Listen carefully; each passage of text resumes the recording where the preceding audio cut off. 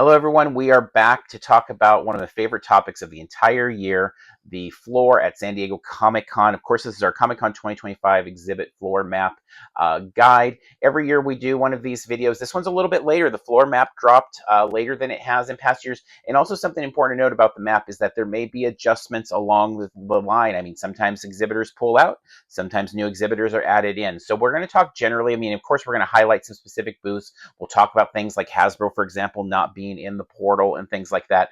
Before we dive too deep into this, did want to point out that so many of the details for all of these booths, or at least many of these booths, you can find over at stccblog.com. Our friends at the unofficial San Diego Comic-Con blog are constantly pouring over the internet, press releases, everything to keep all of their followers in tune with what's going on at these booths and what announcements. And there's some that just announced late, for example, a Lego or a Marvel store, if it even is really a Marvel store where they actually sell things. Those things often come very late, and sometimes we just find out about them on the floor itself. And we're going to talk a little bit about that also as we go through this. We're going to talk about the map kind of geographically and things to expect from different sectors of the floor. We're also going to talk, though, about some of the different days of the convention. And I don't know what we've done a lot on that side of things in the past, so we are interested in that. We do thank you for tuning into all of our Comic-Con prep videos. We have tons of them up on the channel. We'll have a lot more videos and lives going up in the days and weeks ahead as we are previewing different events, offsites, activations, booths, etc. So with all of those things being said, though, what a question that comes up every year since the closures and then the reopening from the pandemic is just like, is this a normal year? And it depends. Like, as more time passes, you start to get used to things in their kind of changed format. And so is this the year the carpet returns? Well, we don't know. As of the recording of this, we don't know.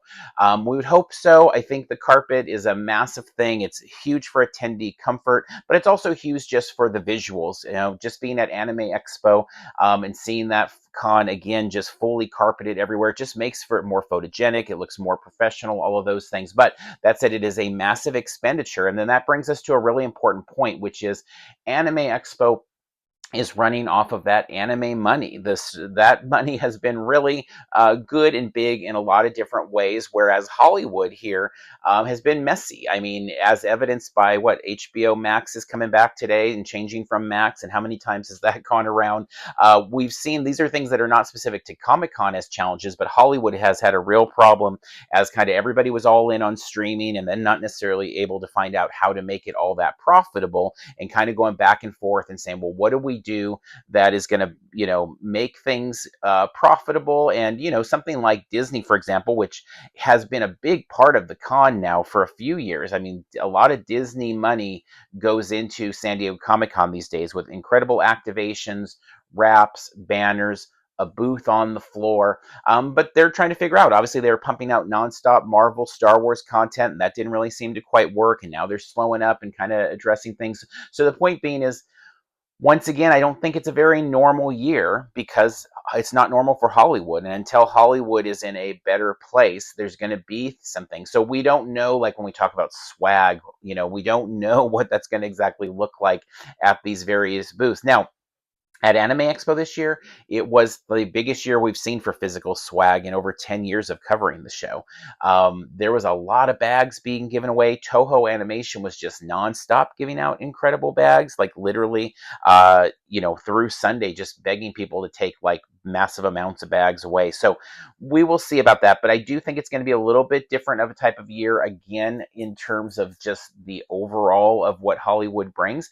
But also, I think a very good thing is so far, and the schedule has not been announced as I'm recording this, but there's been a lot of really great announcements for both activations and panels, and that's going to draw people out. And we always talk about that.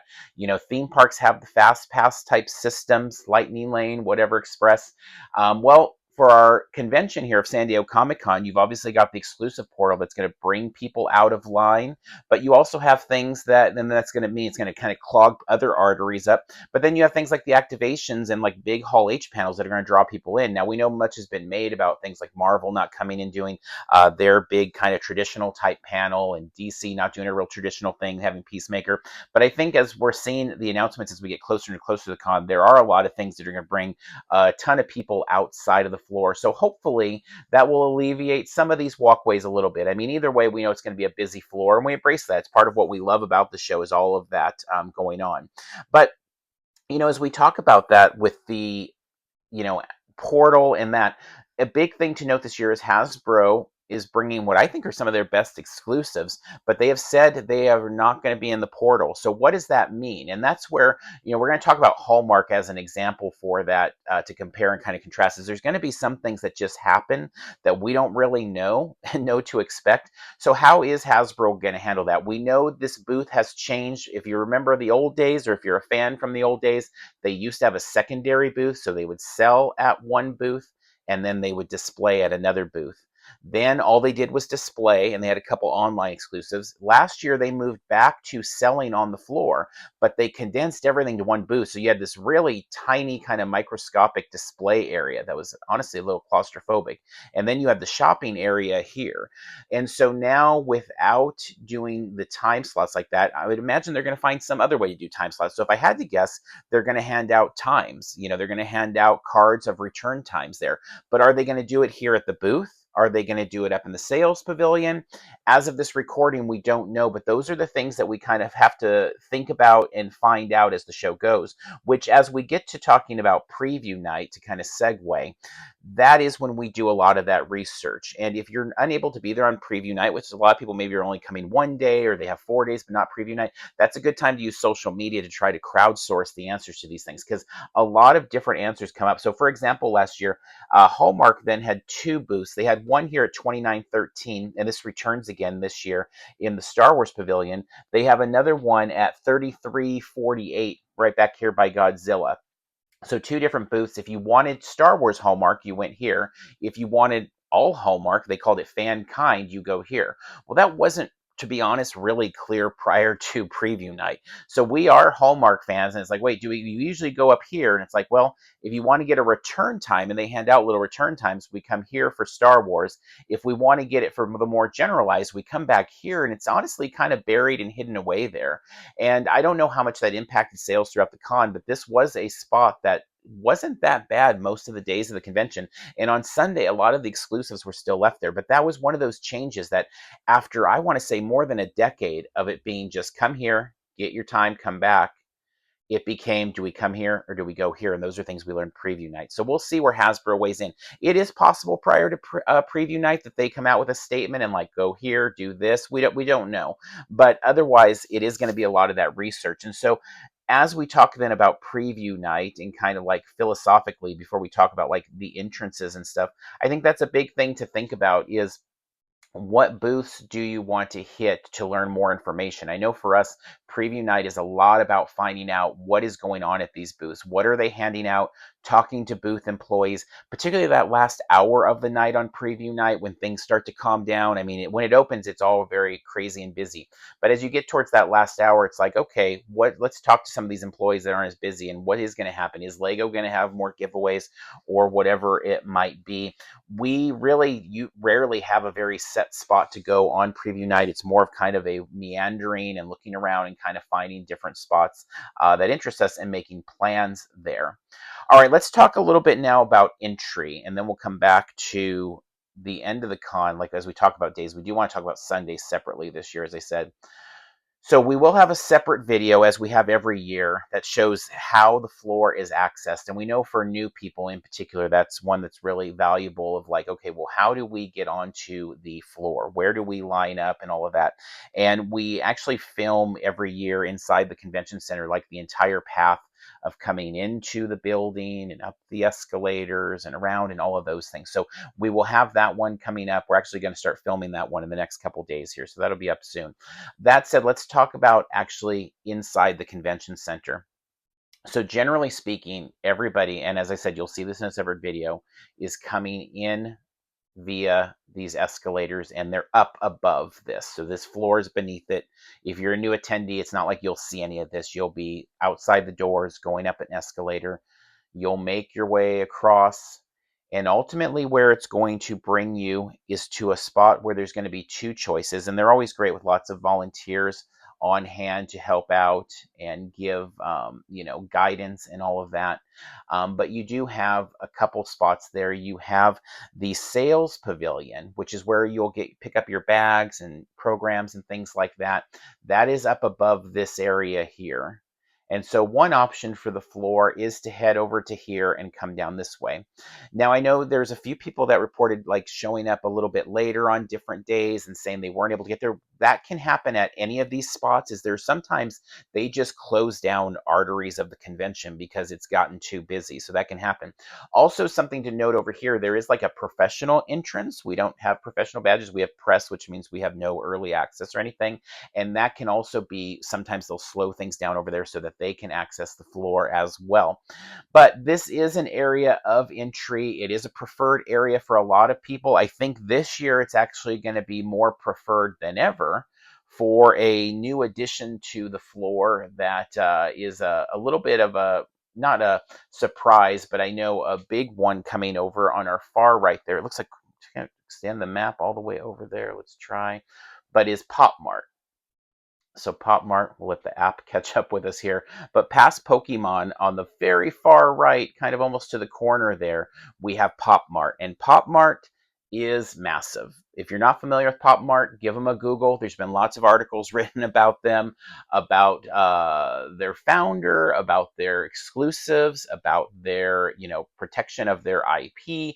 They are a massive booth. And I would guess, we'll see, this will be one of the most popular spots on the floor. And so that's going to be interesting because I think it may change how people access the floor, because I think Sales Pavilion may get a bigger thrush of people than we've seen in a few years. I mean, it was always a very popular spot. I feel like particularly it was a popular spot like a decade ago. And it wasn't always even just because of like a specific booth, but it was because of the overall offerings of like, you had Marvel, and you still do. You have Marvel over here, but you definitely have more freebies back in the day.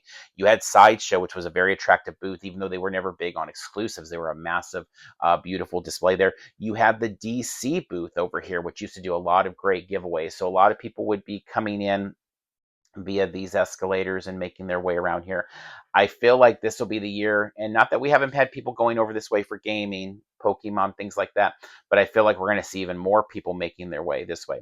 Now, do understand, if you're coming down this escalator, this small press pavilion, you have a lot of incredible up and coming artists in there, a lot of veterans as well, all sorts of great stuff. These are a little bit tighter rows making your way through here, and so this can get clogged up pretty easily. So you're probably going to want to either go this way or that way if you're kind of making your way to the bigger booths. I mean, as we talk about opening times, that's what most people are doing, whether it's preview night or it's early morning. And we'll talk more about those hours, but it's usually heading in these directions. Now, UCC also has a really big year. Now, they are in the portal, but they're pretty prolific in their offerings this year. I know for me personally, they have the most stuff I've ever been interested in there. That Beast Boy figure from McFarlane looks really cool. The Rocky Moto Snoopy looks really cool. Mr. Hanky, I mean, they've got a bunch of things there. They're always a popular spot, even if it's just for people kind of doing the looky-loo thing and checking it out there. But yeah, Pop Mart, beware of that presence there and kind of what that's going to bring to the floor. Now, other reasons we may want to go down these escalators from the sales, though, is obviously if we are making our way to Oni, Boom, Marvel, that Hallmark booth in the back, it might even be a reason to go that way. Mattel that way, etc. So we've got a lot of booths kind of on this side of the floor as we go back out a little bit to kind of look at our, compare and contrast of the two escalators to access the floor as we're talking about those earlier hours. Is we can be coming from over here. And so these are probably the booths that are going to make the most sense in that direction. And then if we're going the other way, it's going to be over here. So let's talk about that. We came from outside. We came up the escalator. We decided not to do the sales access. So we make a left and we go behind Ballroom 20. And again, we'll illustrate this all in a visible video that we've got coming where you can just see it all. But that one takes us all around this side. And ultimately, we come down an escalator over here by G and F. And G and F are usually the area we head towards. And for me, it's really more about like, I just really like a lot of the center of the floor. I love Star Wars. I love Hasbro, Tamashi, Mattel. Like there's just a lot of things. I just love seeing these booths. For me, this is very like old school Comic-Con coming to this exact section of the floor. Now, something to note about the escalators down. So they have changed over the last 2 years. So last year when we did this video, we talked about that the escalator down on this side. Well, I won't even say how we talked about last year because it's changed. So this last year in 2024, and we'll see what it ends up being in 2025. The right and middle escalator took you this way to lobby F. The leftmost took you this way. And we posted this on our X Twitter account if you want to check out video of it from last year. So if we wanted to head towards Artist Alley when we're coming down this escalator, we would go on the left side. If we want to go to Funkville, Sony, DC, $7 a pop, etc., Rocky Moto, probably going to get on that leftmost. If we wanted to come more to the center of the floor, we would go rightmost. Now, as I said last year, center and right took you this way. The year before, center and it was left and center took you that way. This could change even daily. So I would suggest going far right or far left, depending. If you want to get over here, go far left on the escalator. If you want to go over here, far right. You can judge it as you get a little bit closer, although there's a real mass of humanity as you're getting on those escalators coming down. But it is something to consider there in terms of that. Now, before we dive deeper into these booths, let's just talk about like the times and opening. And so much of this video so far, as we're talking about these escalators in the morning and all of that, is about like, or on preview night, is I want to get on the floor right away. I want to get to the Rocky Moto booth and see what they have. I want to get to Hasbro and see what they're doing, if they have signings, if they're what they're doing with their exclusives. I want to get to Lego.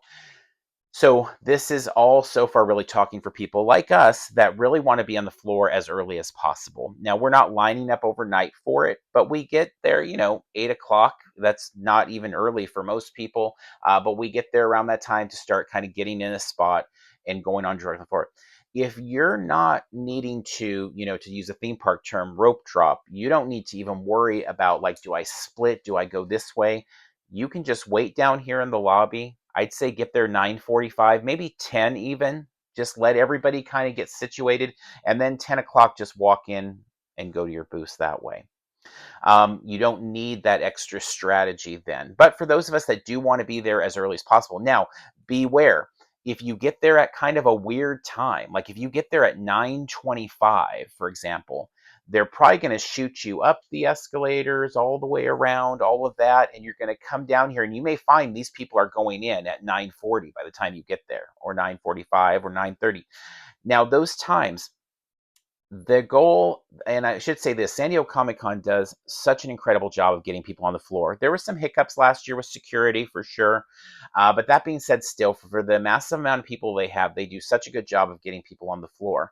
And they emulate a strategy that, as I worked at In-N-Out as a kid, we used, is we posted a time. So our time said we open at 10:30 a.m., but the goal was that we opened at 10 a.m. And we knew internally the goal was 10 a.m., and we tried to be open at 10 a.m. If things weren't ready at 10 a.m., maybe 10:10, 10:15, 10:30 was a last resort type of thing. They really try to emulate that. And so when they say a time, if they're saying 6, they're trying for 5:30. Obviously, these are a lot of vendors to make sure they're clear on the floor. Fire marshals have to give approval. Aisles have to be clear. A lot of things have to happen. So, beware of that, and just make sure that, if you want to really avoid all of the morning kind of madness, I just wait till 10 and then just walk straight in the front door and go to your booth. But if you want to get in early, then I'd say try to be there by 8:15, 8:30 at the latest. So you're kind of ready to, line up and get into those. All right, now let's make our way around the floor a little bit and talk about some of these booths geographically. So let's start with coming in over this way from that kind of leftmost corner there. And we do have Artist Alley, and it's a prolific Artist Alley. It doesn't mean, though, that there aren't a lot of incredible artists all throughout the con in other places as well.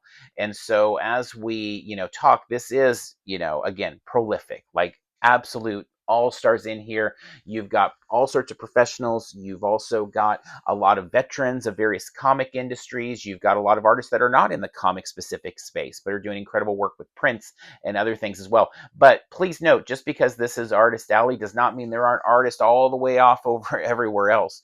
You're going to see incredible artists, and their art shows up in a lot of different ways. And so, understand that there's a lot more than just this artist alley. Sometimes people will be like, artists out, there's no artist at Comic Con. There's so many artists. Go over to Small Press, go over to these other booths, but also Artist Alley. Now, these are very compact rows, though. Please note that it is the most kind of claustrophobic section of San Diego Comic Con.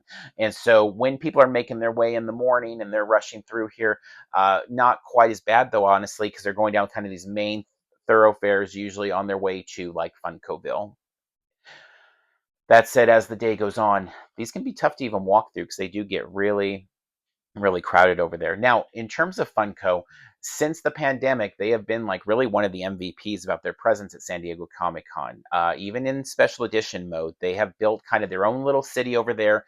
They obviously have acquired over time Loungefly and Mondo, and they've become part of their booths as well. So whether a Funko collector or not, it is neat to see all the theming they have there and the fact that they really go all out with a display and really kind of make it an attraction in that corner. We really do like that. At Anime Expo, they had a booth this year, and it was a much smaller booth, not more along the size of Hallmark, to be honest. But that said, it was a great booth still. The anime art on the booth was really incredible. There was a lot of thoughtful design in terms of like really trying to relate to convention goers and all of that. So Funkoville is going to bring a lot of people over there. Now over here, another one to draw your attention to: $7 a pop. This might be one that you don't know quite as well, but $7 a pop. They've really done a great job with signings. They've had a lot of different signing options over the year. This year, I know there's Star Wars one, bringing Ashley Eckstein and Matt Lantern. Some good stuff there, and there's going to be a lot of ones still announced. I believe Fluffy's heading over there as well. Something to point out to new attendees as well: one of the most common questions we see is about like the signing schedule for just Comic Con in general. Like, when are celebrities going to be signing? Where are they? It's funny because this is something that for longtime Comic Con attendees, quickly people jump a lot of times down their throat, and they're like, this isn't like other cons. There isn't just a celebrity hall. But it's always important to know, like, 99% of the conventions we go to do have signing schedules and do have a hall where people go and pay money and line up to get autographs from celebrities. That is not how San Diego Comic Con works. So many of theirs are based on different studios bringing opportunities like that. Ronald D. Moore coming to Sony Pictures last year to sign some stuff. It's like, okay, cool. That was a fun little addition there. But $7 a pop is kind of the one that does fit in that mode. I mean, it's just in a booth. It's not a whole big signing hall, but that is a spot. You head over there, you pay for an autograph, you get in line, and they probably line you up back here, and you get that. There are some signings in the sales pavilion above, and it's always fun to check that out. But you're not going to find like the cast of Alien Earth, for example. They are going to be doing a signing, but it's going to be at the Disney Plus Hulu booth. And it's going to be something that's in the portal. It's not something that you pay for. Most likely, it's going to be something where they give you a poster there. You're not going to bring your own thing to get signed. So it's a very specific way that signings work when it's kind of the larger studio side of things. But important to note, $7 a pop. Also want to point out Sony Pictures. They became a really popular booth last year. It felt like the booth was way too small for what they had going on there. It was quite messy when we went over there.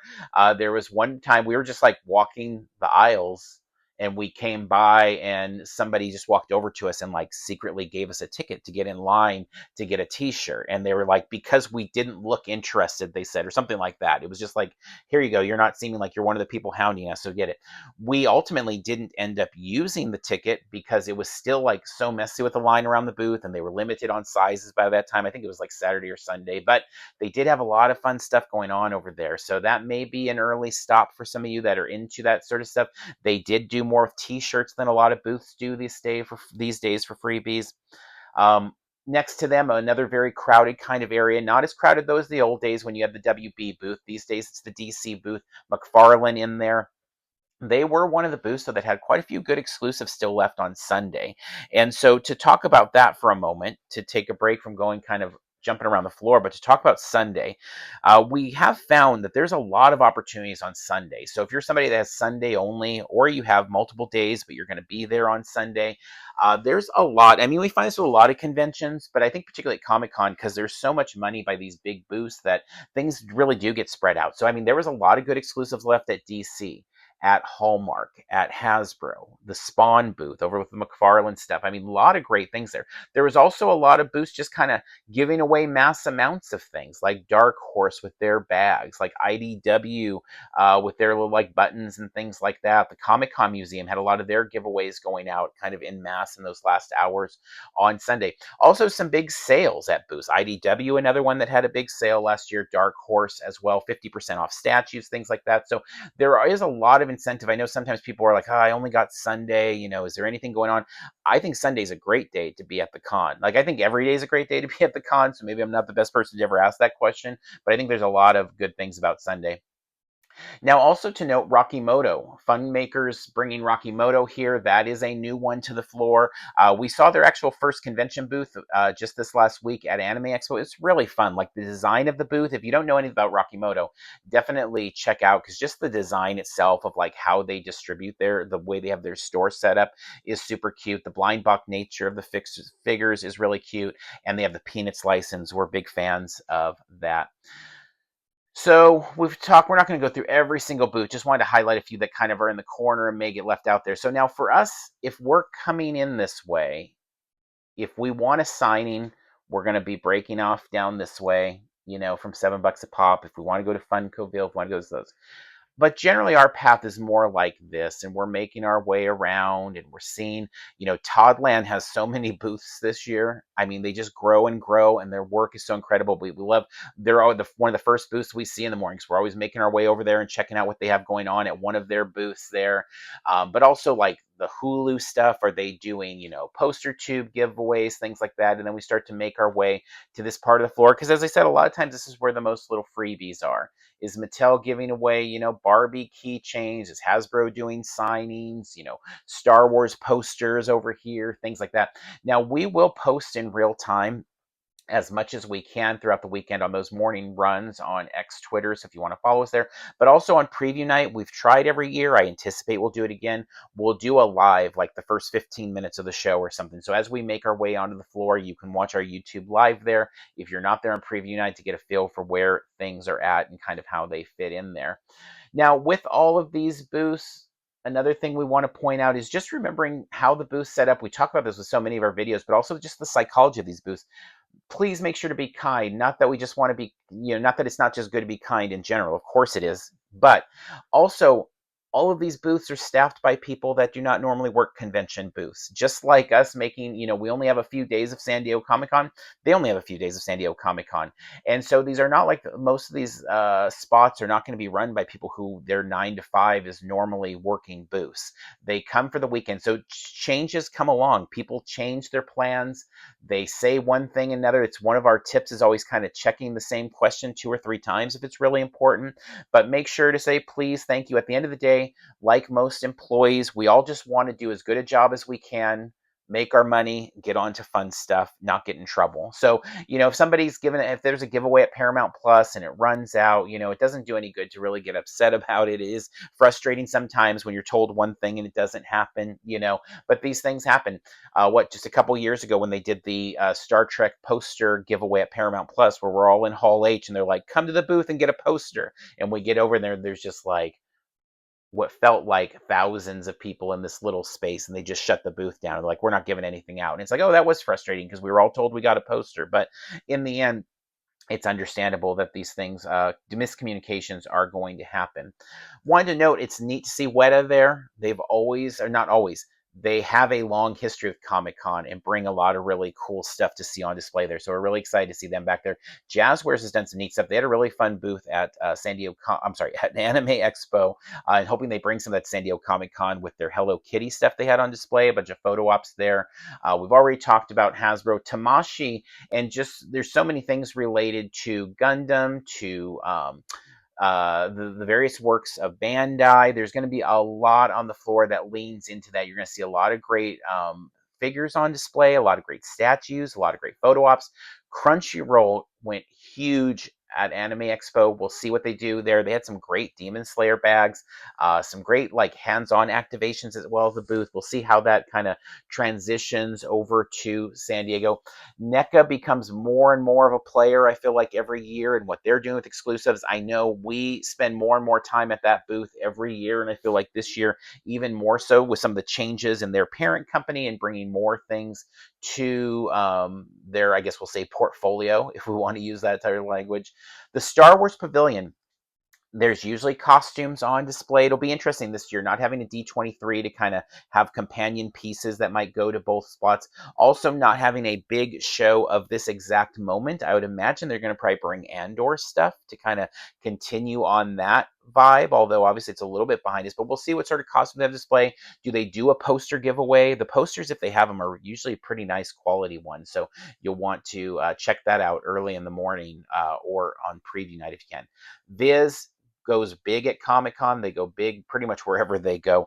Dark Horse, we always love them. They have some of the best bags of the con, always a must-stop for us. I think Mattel has some of my favorite exclusives of the year. Note, if this is like an early, one of your earlier cons, maybe the first time you're going to do Mattel, this is where you go to actually buy things. It's in their secondary booth here, and over here is where you go to view things on display. But this is usually where giveaways, signings, things of that nature are. Now, Marvel, the big show over here, the big stage photo ops, we're anticipating a lot with Fantastic Four, maybe Baxter Building, things like that there. We'll see what this ends up being. Is it truly a shop? Is it more display area? Alex Ross, what a booth. Like, what a booth. Plush carpet there usually as well. So much incredible art. Aspen, Boom, Oni, so many great comic publishers in this area, as well as a lot of independent comic and art people as well. Book World, always fun to go over there, see what kind of book signings they have, but also their super plush carpet as well. Did want to point out your gold and silver pavilion over here. You have all sorts of great comics. There's some, like, even if you're just walking through to see some comic history, a lot of it on display, although there's a lot to be bought there as well. But as we are kind of coming to the back pieces of this video here, a lot of it really comes down to what exactly you want to get out of your experience on the floor. Are you more about freebies? Are you more about the swag? I know for us, I'm sorry, more about the exclusives. For us, it's really about seeing everything and then just like looking. It's about taking the opportunities. What does the floor offer you? What is going on there that kind of catches your attention? What excites you? And letting it draw us that way. There's sometimes booths that we return to multiple times during a convention because it's just like they have so many cool interactive things going on and the line is not that long. We are very curious to see where it goes because, as I said, just coming off of Anime Expo, it was the biggest year of physical swag we've ever seen there by far, like by far, far. The most like in-hand physical freebies. Not that there weren't a lot of interactive things and like photo ops and stuff like that, but there was a lot of like, in particular, bags, take these and go. Is that something that fits here? Do we see Crunchyroll bringing those bags back? Do we see some of these other booths doing those types of more physical type giveaways again? Or is it still remaining a little bit more in the realm of the visuals? I do feel like last year we picked up more physical giveaways at Comic-Con than we had in a few years, I think since pre-pandemic. So we'll see if that trend continues. There were some really neat pieces. I know if you follow like our swag giveaways on X, a lot of you, or some of you that won those would have received those as well. But lots of good stuff here on the floor. We're very excited to hit it. As we said, we have another video coming out soon that kind of talks more about coming from the outside of the convention into those floor, and then it'll also show those upper areas of like how to line up. So those are coming. We hope this helped a little, but also we always love when people jump in the comments to give advice to others, to give their suggestions. We also understand some people will say, hey, I have a way of doing a thing, but I don't want to share it. I know I saw some of those with our food videos. They're like, I have a place I love to eat that's really quick, but I'm not going to tell any of you because I just want it to be not busy. And I totally get that as well. We know that as we talk about these things, we kind of give away some of our own ideas on things. But that said, we do it all just because we know when we first started Comic-Con, we were looking for help.